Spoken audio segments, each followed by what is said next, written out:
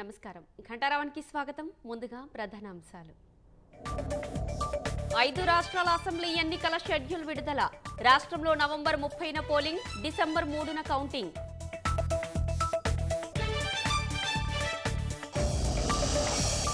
పదిహేనున భారాస అభ్యర్థులకు B ఫారాలు. Manifesto విడుదల. నవంబర్ 9న గజ్వేల్, కామారెడ్డిలో కేసీఆర్ నామినేషన్. అసెంబ్లీ ఎన్నికల్లో సెంచరీదే భారాసేదే భారీ విజయం. యుద్ధానికి ముందే కాంగ్రెస్ భాజపాలు అస్త్ర సన్యాసం చేశాయని కేటీఆర్ ఎద్దేవా. దోపిడీ పాలన నుంచి రాష్ట్రానికి త్వరలోనే విముక్తన్న రేవంత్ రెడ్డి.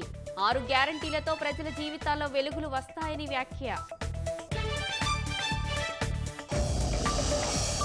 అసెంబ్లీ ఎన్నికల్లో భాజపా జయకేతనం ఖాయం. 2-3 స్థానాల కోసం భారాస, కాంగ్రెస్ పోటీ పడాలన్న కిషన్ రెడ్డి.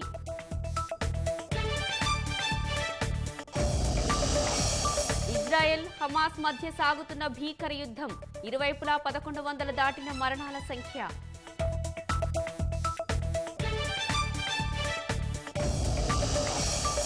ఆఫ్ఘనిస్తాన్లో అంతకంతకు పెరుగుతున్న భూకంప మృతులు. వందలాది ఇళ్లు నేలమట్టం, శిథిలాల కింద వేలాది మంది.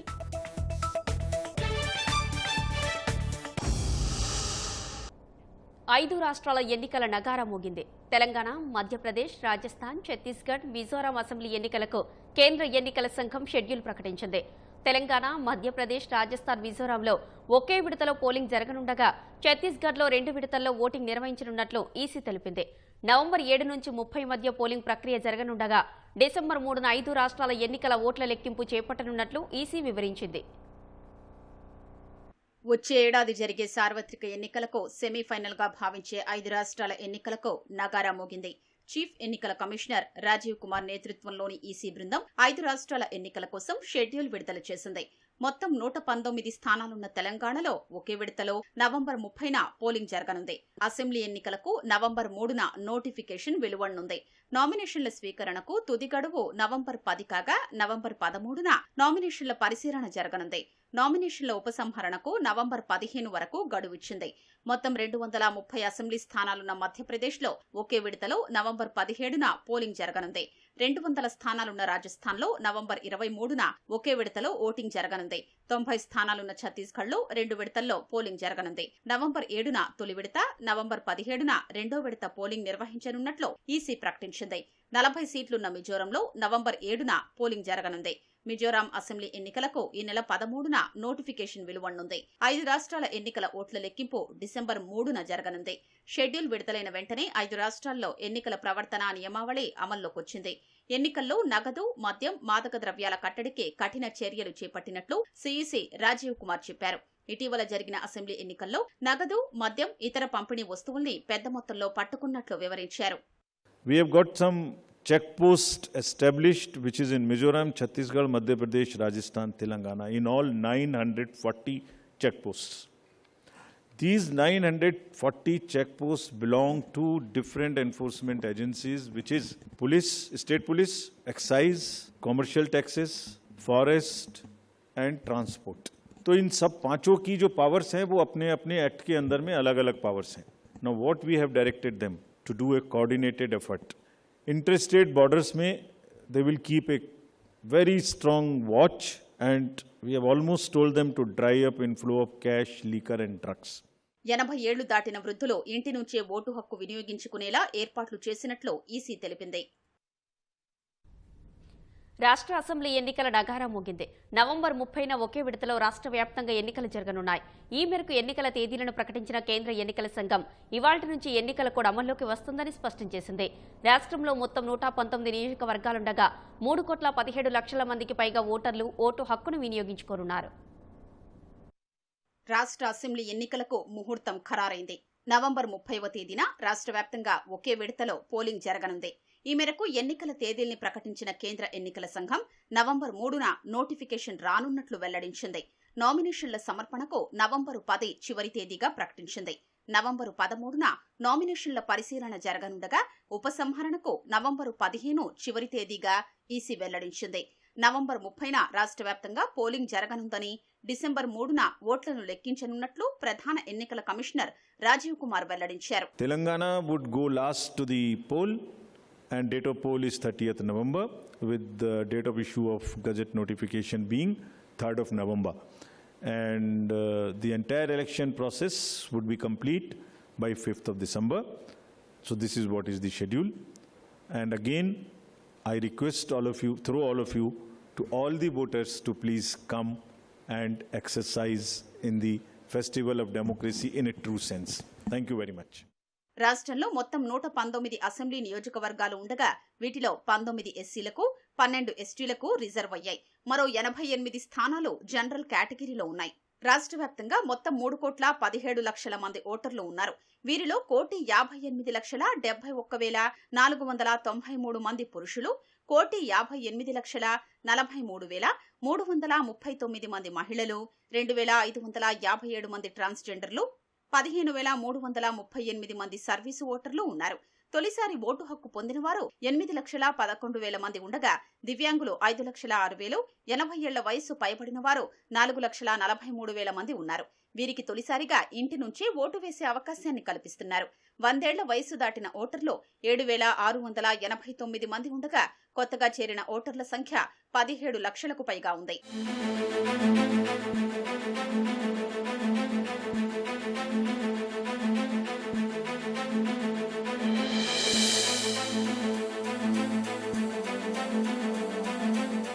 రాష్ట్ర వ్యాప్తంగా 35,356 పోలింగ్ కేంద్రాలకు గాను అర్బన్లో 14,458, రూరల్లో 20,898 కేంద్రాలు ఏర్పాటు చేయనున్నారు. వీటిలో 644 మోడల్ స్టేషన్లు, 597 మహిళల నిర్వహణ, 119 చోట్ల యువత, 120 కేంద్రాల్ని దివ్యాంగులు నిర్వహించనున్నారు.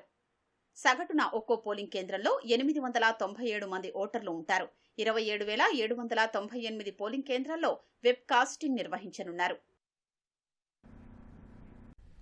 అసెంబ్లీ ఎన్నికలకు నగారా మోగడంతో అధికార భారాస వేగంగా వ్యూహాలు రచిస్తోంది. ఇప్పటికే ప్రకటించిన అసెంబ్లీ అభ్యర్థులతో ఈ నెల 15న గులాబీ అధినేత ముఖ్యమంత్రి కేసీఆర్ సమావేశం కానున్నారు. అదే రోజు అభ్యర్థులకు బీ ఫారంలు అందజేసి మేనిఫెస్టో ప్రకటించే సూచనలు కనిపిస్తున్నాయి. నవంబర్ 9న గజ్వేల్, కామారెడ్డిలో భారాస అభ్యర్థిగా కేసీఆర్ నామినేషన్ దాఖలు చేయనున్నారు. సిద్దిపేట జిల్లా కోనాయపల్లి వెంకటేశ్వర స్వామి ఆలయంలో పూజల అనంతరం కేసీఆర్ నామినేషన్లు వేయనున్నారు. అంతకంటే ముందే జిల్లాలో ఆయన పర్యటించనున్నారు. ఈ నెల 15న హుస్నాబాద్, 16న జనగామ, భువనగిరి, 17న సిద్దిపేట, సిరిసిల్ల, 18న జడ్చల్ల, మేడ్చల్ సభల్లో కేసీఆర్ పాల్గొని ప్రజల ఆశీర్వాదం కోరనున్నారు. కాంగ్రెస్ గెలిస్తే రైతు బంధుకు, దళిత బంధుకు రామ్ పలుకుతారని మంత్రి కేటీఆర్ విమర్శించారు. ఎన్నికలు అనగానే ఆగం కావద్దని, వారంటీ లేని పార్టీ గ్యారంటీలను నమ్మి మోసపోద్దని సూచించారు. త్వరలోనే పెన్షన్లు, రైతులకు సాయం పెంపు వంటి అంశాలను సీఎం కేసీఆర్ ప్రకటిస్తారని వెల్లడించారు. పనిచేసే ప్రభుత్వాన్ని ప్రజలు తప్పకుండా ఆశీర్వదిస్తారని మంత్రి ఆశాభావం వ్యక్తం చేశారు. జయశంకర్ భూపాలపల్లి జిల్లాలో సమీకృత కలెక్టరేట్, ఎస్పీ కార్యాలయాలను ప్రారంభించిన మంత్రి విపక్షాలపై విమర్శలు గుప్పించారు. తెలంగాణ ఎన్నికల నగారా మోగడంతో మంత్రి కేటీఆర్ సమర శంఖారావం పూరించారు. సీఎం కేసీఆరే భారాస ముఖ్యమంత్రి అని వెల్లడించిన ఐటీ శాఖ మంత్రి విపక్షాల సీఎం అభ్యర్థి ఎవరో చెప్పాలని డిమాండ్ చేశారు. భూపాలపల్లిలో 15 ఎకరాల స్థలంలో 59,45,00,000తో నిర్మించిన కలెక్టరేట్, దాదాపు 30 కోట్లతో నిర్మించిన జిల్లా ఎస్పీ కార్యాలయాన్ని మంత్రి ప్రారంభించారు. జీవితాంతం తెలంగాణ కోసం పరితపించిన ప్రొఫెసర్ జయశంకర్ సార్ పేరుతో ఏర్పడిన జిల్లాలో సర్వహంగులతో కలెక్టరేట్ కార్యాలయాన్ని ప్రారంభించడం తన పూర్వజన్మ సుకృతమని మంత్రి కేటీఆర్ వెల్లడించారు. 2 పడక గదుల ఇల్లు, సర్వై పాపన విగ్రహాన్ని ఆవిష్కరించిన అనంతరం ఎమ్మెల్యే గండ్ర వెంకటరమణారెడ్డి ఆధ్వర్యంలో జరిగిన బహిరంగ సభలో పాల్గొన్నారు. పరిశ్రమల్లో ముందుకు పోతా ఉన్నాం. పర్యావరణాన్ని కాపాడుకోవడంలో కూడా భారతదేశంలోనే అగ్రస్థానంలో ఉన్నాం. ఒకవైపు అభివృద్ధి, మరొక వైపు సంక్షేమం.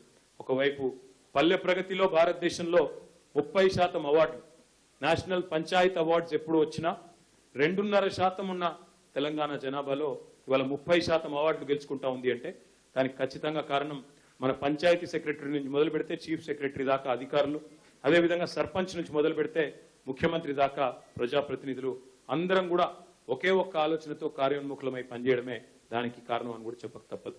ఈ రకంగా ఒక అరుదైన నమూనాను ఆవిష్కరించిన తెలంగాణ ఈరోజు భారతదేశంలో తప్పకుండా ఒక రోల్ మోడల్గా, ఒక దిక్సూచిగా గౌరవ ముఖ్యమంత్రి కేసీఆర్ గారి నాయకత్వంలో ముందుకు పోతా ఉన్నాం.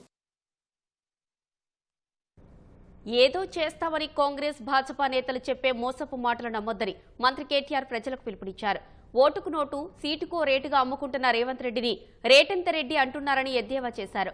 నవంబర్ 30న జరిగే ఎన్నికల్లో భారాసాకే ఓటు వేసి మరోసారి ముఖ్యమంత్రిగా కేసీఆర్ని గెలిపించాలని కోరారు. ఇవాళ రేపు మా వాళ్ళు కార్యకర్తలు అడుగుతాను, అన్న మరి కాంగ్రెస్ కూడా కొద్దిగా ఎక్కువ తక్కువ చెప్పవట్టే కదనే, పెన్షన్లు పెంచుతా అంటాడు, ఏదో అంటాడు అంటే నేను ఒక్కటే చెప్తున్నా, పులిని చూసి నక్క వాతలు పెట్టుకుంటే పులి అవుతుందా? పులిని చూసి నక్క వాతలు పెట్టుకుంటే పులి అవుతుందా? రేపో మాపో పులి బయటికి వస్తుంది, కేసీఆర్ బయటికి వస్తాడు, ఆయననే చెప్తాడు ఏం చేయబోతున్నాడో. ఆయనకు తెలుసు మీ మనసులేముందో. పెన్షన్లు పెంచాలని తెలుసు, రైతుకు చేసే సాయం పెంచాలని తెలుసు. ఇవన్నీ కూడా తప్పకుండా కేసీఆర్ గారే స్వయంగా బయటకు వచ్చి చెప్తారు. కేసీఆర్ గారిది క్రెడిబిలిటీ ఉన్న హిస్టరీ, ఆయన క్రెడిబిలిటీ ఉంది, విశ్వాసం ఉంది ఆయనంటే ప్రజల్లో.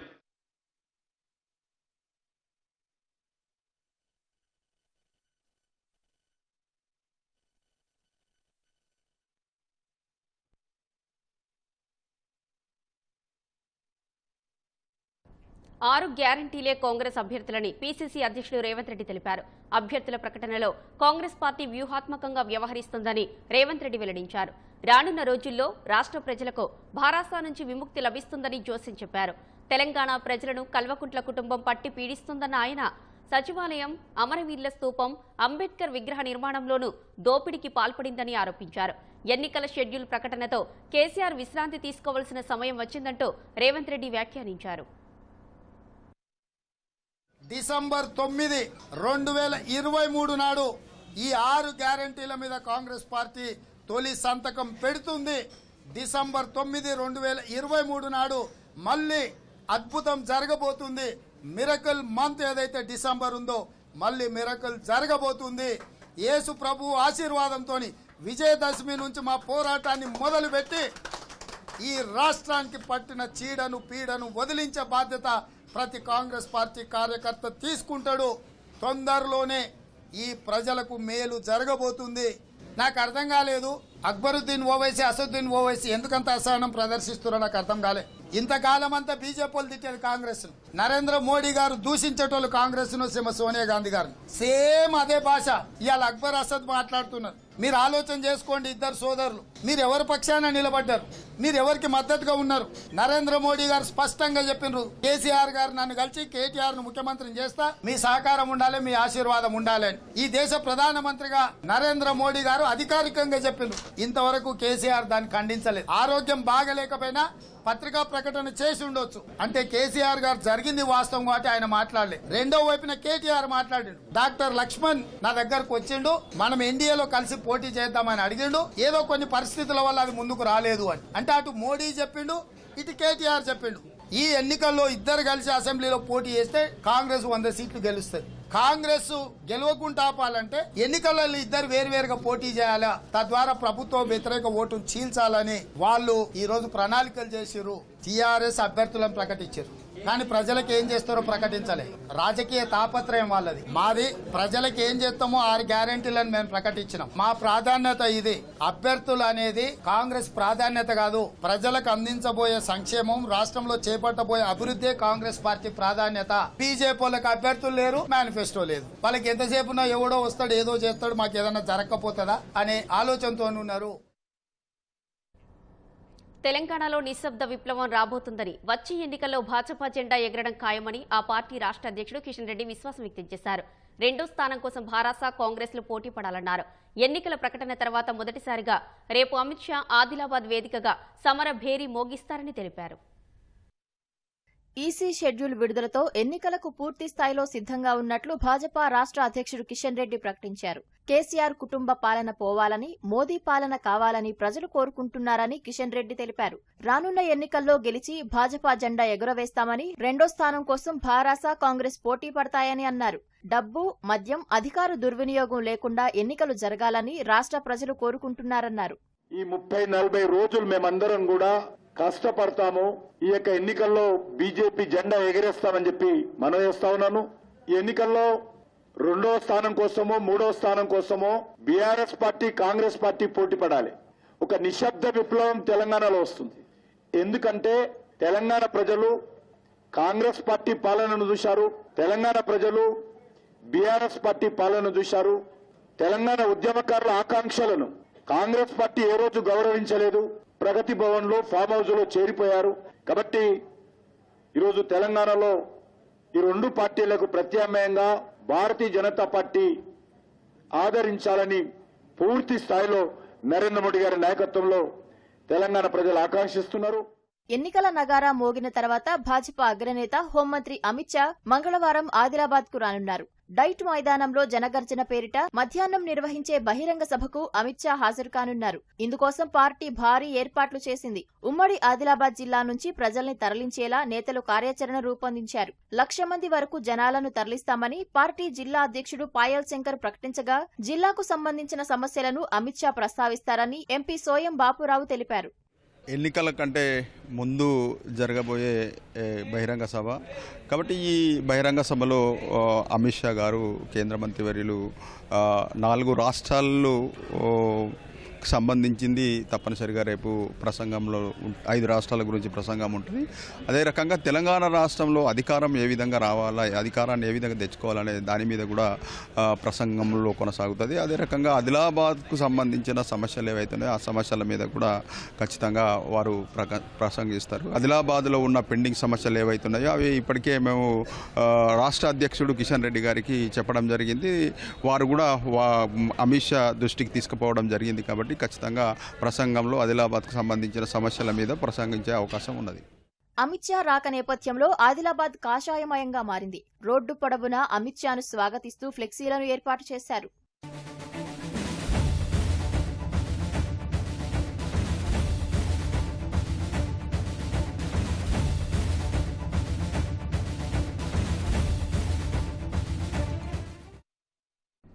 ముఖ్యమంత్రి కేసీఆర్ మూడోసారి ముఖ్యమంత్రి అవుతారని ఎంఐఎం అధినేత ఎంపీ అసదుద్దీన్ ఓవైసీ విశ్వాసం వ్యక్తం చేశారు. అభివృద్ధి, మత సామరస్య పరిరక్షణలో మేటిగా నిలిచిన తెలంగాణలో మరోసారి భారాస విజయం సాధిస్తుందని తెలిపారు.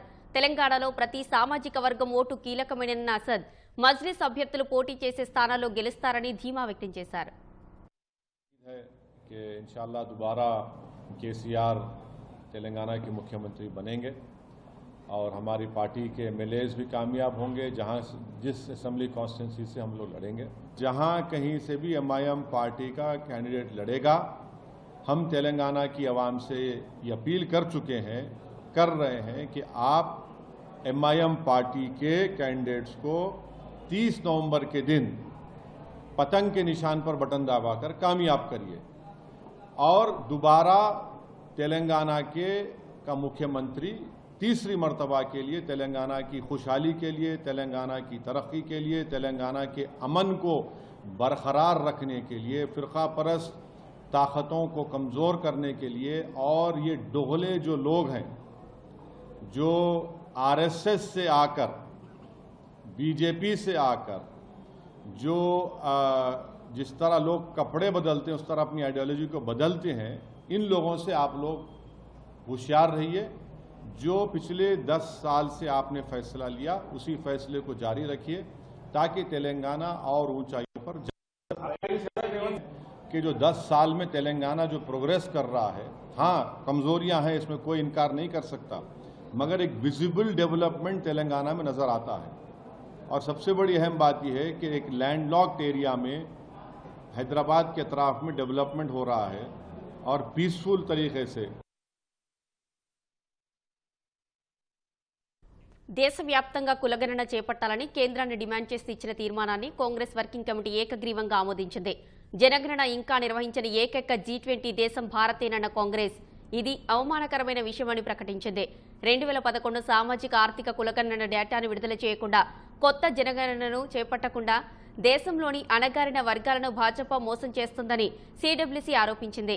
2021లో నిర్వహించాల్సిన జనగణనను వాయిదా వేస్తూ కేంద్ర ప్రభుత్వం రాజ్యాంగ విధిని విస్మరించిందని తెలిపింది.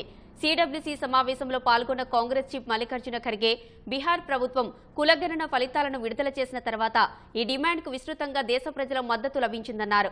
ప్రభుత్వం నుంచి నిజమైన అర్హులకు సంక్షేమ పథకాలు అందాలంటే శాస్త్రీయ సామాజిక ఆర్థిక డేటాను కలిగి ఉండడం అవసరమన్నారు.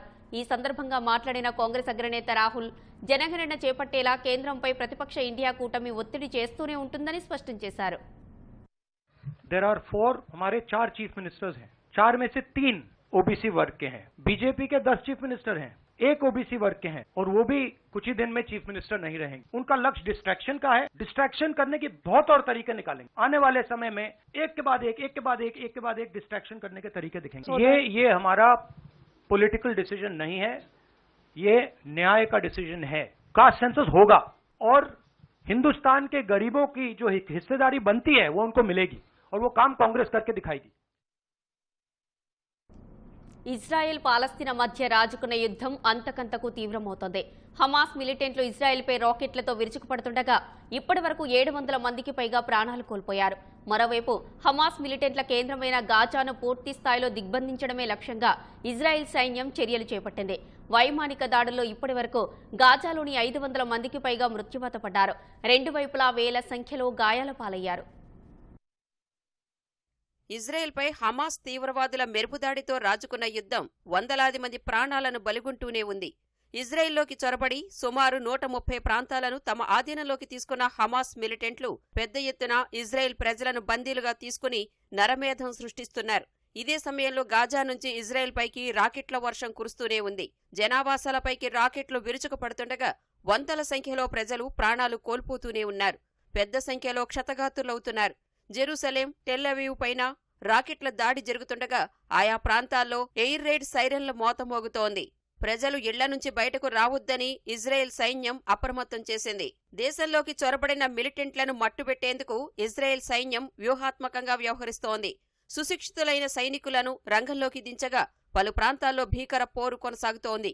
పాలస్తీనా సరిహద్దులను అన్ని వైపుల నుంచి దిగ్బంధిస్తున్న ఇజ్రాయెల్ సైన్యం విద్యుత్ నిలిపివేయడం సహా ఆహార పదార్థాలు, ఇంధన సరఫరాను అడ్డుకునే దిశగా చర్యలు చేపట్టింది. గాజాతో సరిహద్దులన్నింటిపై పూర్తిస్థాయిలో పట్టు సాధించినట్లు ఇజ్రాయెల్ సైన్యం ప్రకటించింది. ఆయా చోట్ల ప్రస్తుతం ఎలాంటి యుద్ధం జరగడం లేదని తెలిసింది.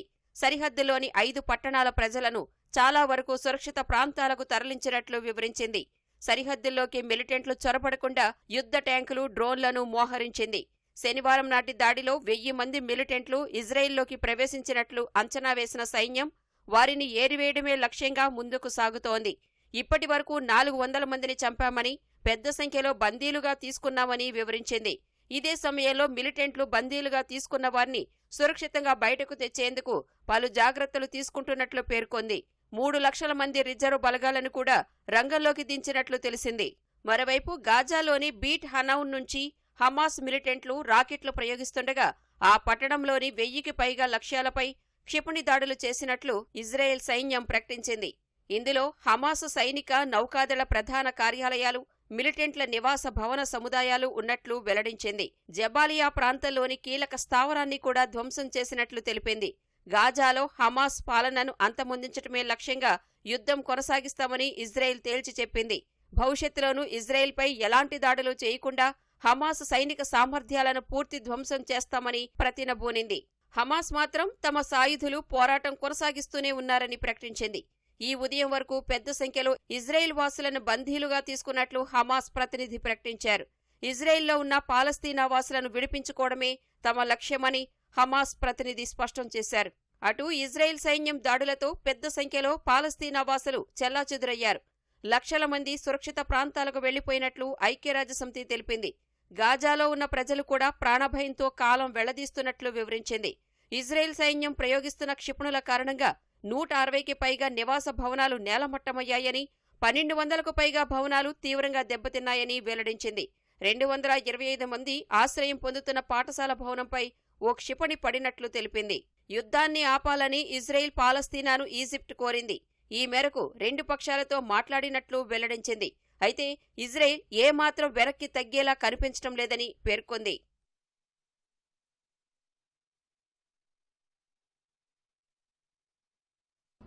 ఆఫ్ఘనిస్తాన్లోని హెరాత్లో సంభవించిన భారీ భూకంపంలో మృతుల సంఖ్య అంతకంతకు పెరుగుతోంది. ఈ ప్రకృతి విపత్తులో 2445 మంది మరణించగా వేలాది మంది గాయాల పాలయ్యారని ఆ దేశం ప్రకటించింది. రెక్టర్ స్కేలుపై 6.3 తీవ్రతతో వరుస ప్రకంపనలతో హెరాత్ ప్రావిన్స్ అల్లాడిపోయింది. ఒక్కసారిగా వందల ఇళ్లు నేలమట్టమయ్యాయి. వేలాది నివాసితులు శిథిలాల కింద చిక్కుకొని ఉన్నారు. స్వచ్ఛంద సంస్థలతో పాటు స్థానికులు కూడా సహాయ చర్యల్లో పాల్గొంటున్నారు. ఇప్పటి వరకు ప్రపంచ ఆరోగ్య సంస్థ ఆఫ్ఘాన్కు 10 అంబులెన్సులు, వైద్య సామాగ్రి పంపించింది. 10,000 ప్రాథమిక చికిత్స కిట్లను, 5,000 కుటుంబాలకు అవసరమయ్యే సామాగ్రిని, 1,500 జతల బట్టలను, దుప్పట్లను ఐక్యరాజ్యసమితి చిల్డ్రన్స్ ఫండ్ అందించింది. ఈ సమయంలో అన్ని దేశాలు కలిసి ఆఫ్ఘన్కు అండగా నిలబడాలని ఐరాస ప్రధాన కార్యదర్శి యాంటోనియో గుటెరెస్ పిలుపునిచ్చారు. అర్థశాస్త్రంలో ప్రతిష్టాత్మక నోబెల్ పురస్కారం అమెరికాకు చెందిన ఆర్థికవేత్త క్లాడియా గోల్డిన్కు లభించింది. లేబర్ మార్కెట్లో మహిళల ప్రాతినిధ్యంతో వచ్చే ఫలితాలపై అధ్యయనానికి గాను గోల్డిన్ను ఈ అవార్డుకు ఎంపిక చేసినట్టు royal Swedish academy of sciences వెల్లడించింది. క్లాడియా గోల్డిన్ హార్వర్డ్ విశ్వవిద్యాలయంలో ప్రొఫెసర్గా పనిచేస్తున్నారు. అర్థశాస్త్రంలో నోబెల్ బహుమతి అందుకున్న 3వ మహిళగా గోల్డిన్ ఖ్యాతిని ఆర్జించారు. శ్రామిక శక్తిలో మహిళల పాత్రపై అవగాహన పెంచుకోవడం సమాజానికి ఎంతో ముఖ్యమని నోబెల్ కమిటీ పేర్కొంది. ఈ అంశంలో గోల్డిన్ చేసిన పరిశోధనలు భవిష్యత్తులో అడ్డంకులు అధిగమించేందుకు మార్గం చూపినట్లు తెలిపింది. గోల్డిన్ పరిష్కారాలు చూపకపోయినా ఆమె చేసిన పరిశోధన ఈ సమస్యను అధిగమించేందుకు విధాన నిర్ణేతలకు ఉపయోగపడనున్నట్లు నోబెల్ కమిటీ పేర్కొంది. నోబెల్ బహుమతి విజేతలకు $1 మిలియన్ ప్రైజ్ మనీ దక్కనుంది.